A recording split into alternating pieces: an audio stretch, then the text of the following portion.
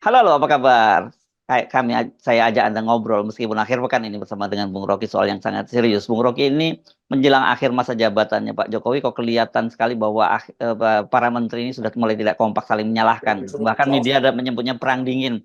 Kalau kemarin Bahlil yang ngamuk-ngamuk karena anggarannya dipotong oleh Ibu Sri Mulyani, sekarang ini Menteri Perindustrian Agus Kartasasmita, Agus Gurmiwang ya yang ini persoalan ini Bung Rocky dipicu oleh banyaknya PHK ya dan tutupnya perusahaan-perusahaan tekstil itu karena banyak jadi korban dumping. Tapi Agus menyatakan sepakat soal itu. Tapi kenapa kebijakan Ibu Sri Mulyani itu dalam sektor keuangannya tidak menunjukkan hal itu? Jadi dia menyebut kebijakan Bu Sri Mulyani itu inkonsisten begitu.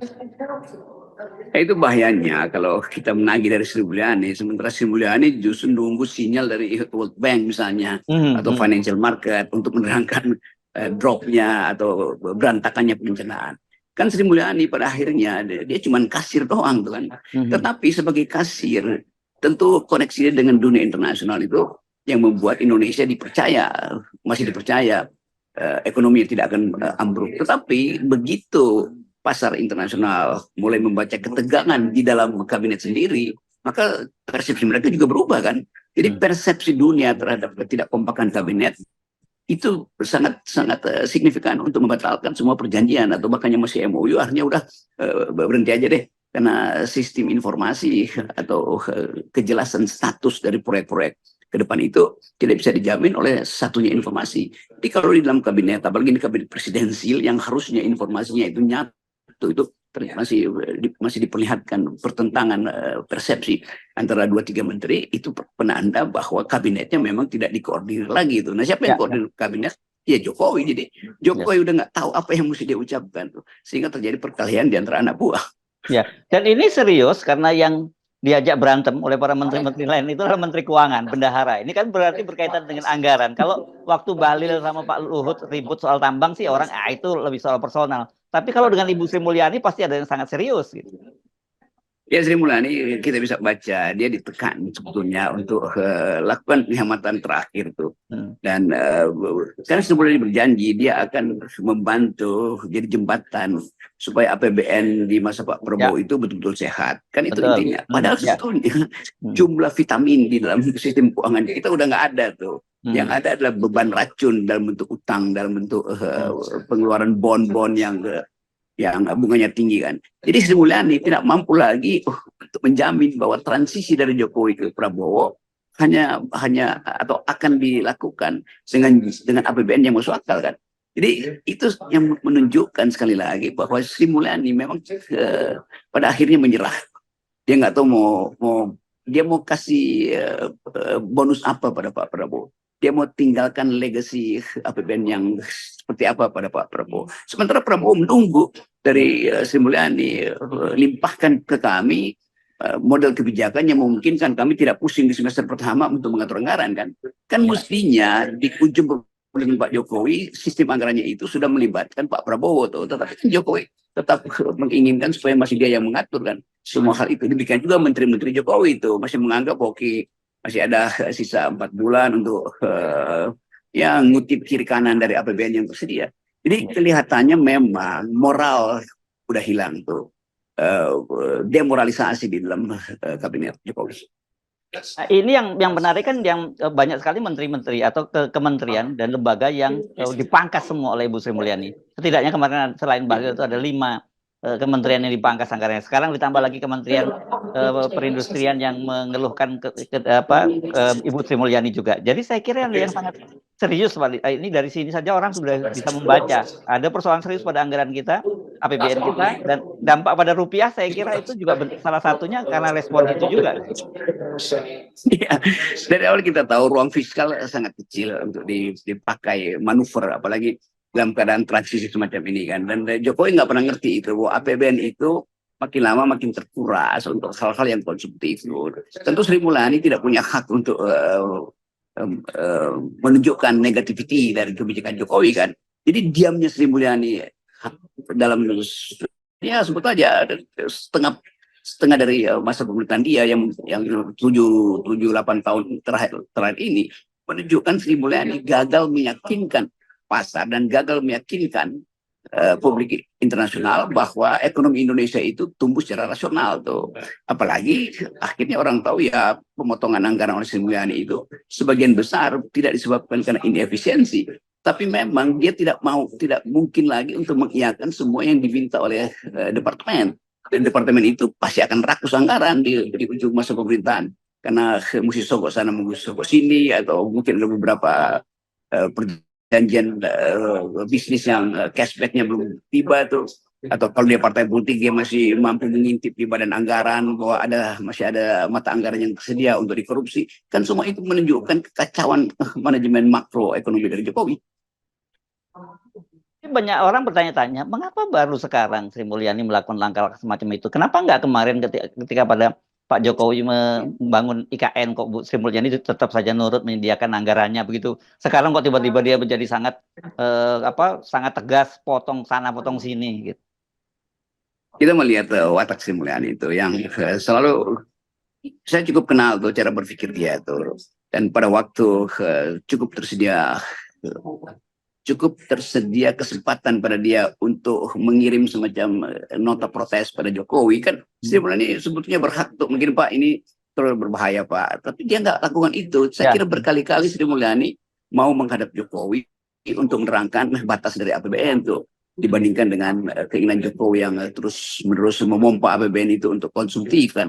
Di Sri Mulyani mungkin mau kasih sinyal, gue udah berkali-kali loh, dan Jokowi nggak peduli. Nah sekarang karena nggak ada cara lain, gue potong anggaran lu semuanya kan. Itu juga nggak fair buat kementerian-kementerian yang kan ada aja kementerian yang memang membutuhkan anggaran tuh. Tetapi kepanikan Sri Mulyani, mungkin dia berhitung nanti habis nih dalam 2 bulan ini habis, apalagi ada tekanan financial market dunia tuh. Maka Sri Mulyani ambil langkah yang juga tidak bijak sebetulnya kan. Nah, ketidakbijakan itu disebabkan oleh Sri Mulyani tidak punya kapasitas untuk mengucapkan kritiknya pada Jokowi karena dia anak buah Jokowi.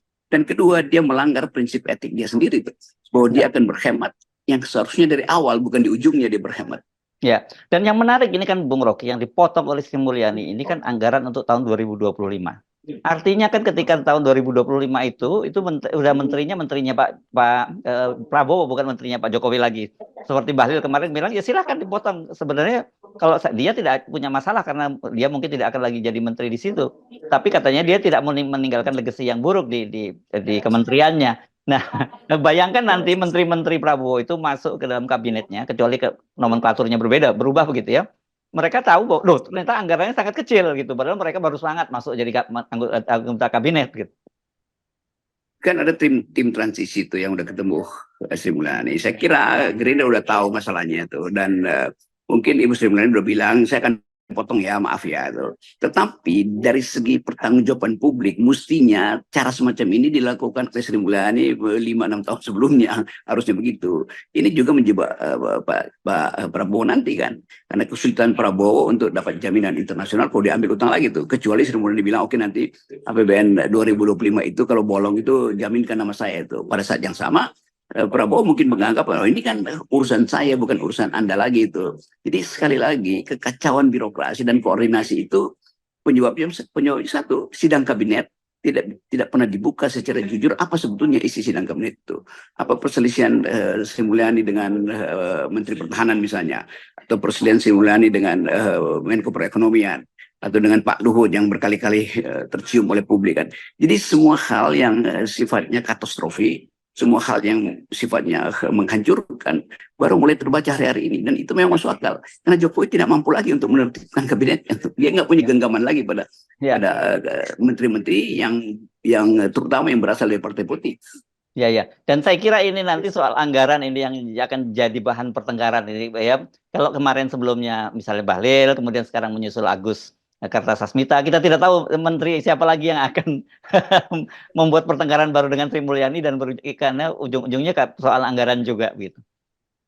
Iya, kalau soal anggaran kan selalu ada menteri koordinasi. Kalau menteri yang doyan import misalnya membahayakan anggaran, maka akan ditegur oleh menteri koordinasi. Demikian juga menteri yang ingin ekspor dan bertentangan polisinya dengan kebijakan import diselesaikan oleh Menkonya. Nah sekarang Menkonya itu sibuk mengatur komposisi di 2025 atau di 2024 ini dalam kabinet kan, dia nggak mau lagi lakukan hal apa namanya untuk mengetahui secara teknokratis di mana sebetulnya pertentangan antara Agus Gumiwang misalnya sebagai menteri yang mau import dan menteri lain yang mau ekspor, kan itu intinya sederhana di situ. Tetapi karena menteri Menkonya adalah ketua partai, maka dia lebih sibuk mengurus partai daripada mengurus anggaran negara. Ya. Jadi ini kita bayangkan, kita bisa bukan kita membayangkan, kita bisa membayangkan gitu yang Bung Rocky, bagaimana nanti kabinet Pak Prabowo ketika memulai memimpin sidang kabinet dan menyadari gitu realitas bahwa banyak menteri kementerian bilang, Pak anggaran kami ternyata hanya segini.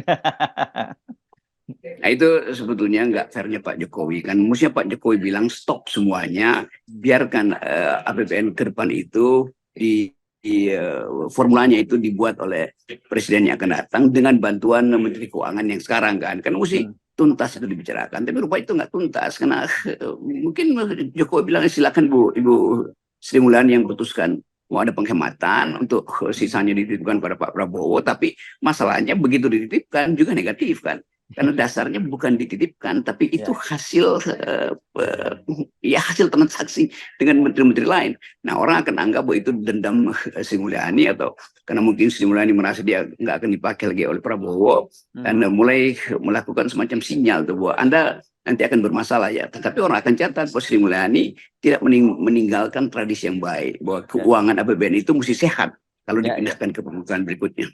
Yes, dari sini, dari peristiwa ini kita sudah bisa membayangkan apa yang terjadi Bung Rocky ya, dan termasuk kemarin kepanikan Pak Jokowi dengan mengundang tim KSSK ya untuk membahas soal terus melemahnya rupiah, dan ini soal sekarang anggaran yang ini tidak ada kata lain bahwa memang anggaran sudah mulai makin mepet sehingga banyak dipotong dan banyak program yang juga tidak bisa didanai lagi oleh Kementerian Keuangan.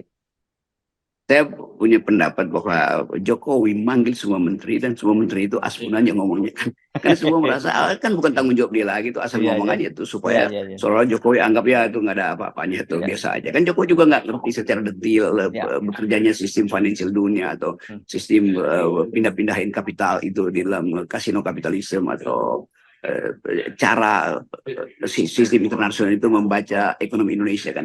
Jadi para menteri ini udah nggak punya tanggung jawab sebetulnya tuh. Dia merasa bahwa suka-suka deh, hancur-hancur kalau masih dipakai oleh Prabowo, oke itu. Kalau nggak dipakai lagi ya udah, itu bukan tanggung jawab kita.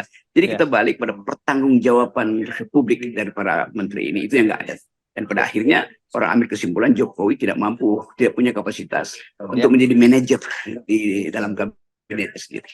Yes, oke, baik. Makasih Bung Rocky. Ya, kita nolkan semuanya. Yes, thank you. Nolkan lagi semua, ya. Yes.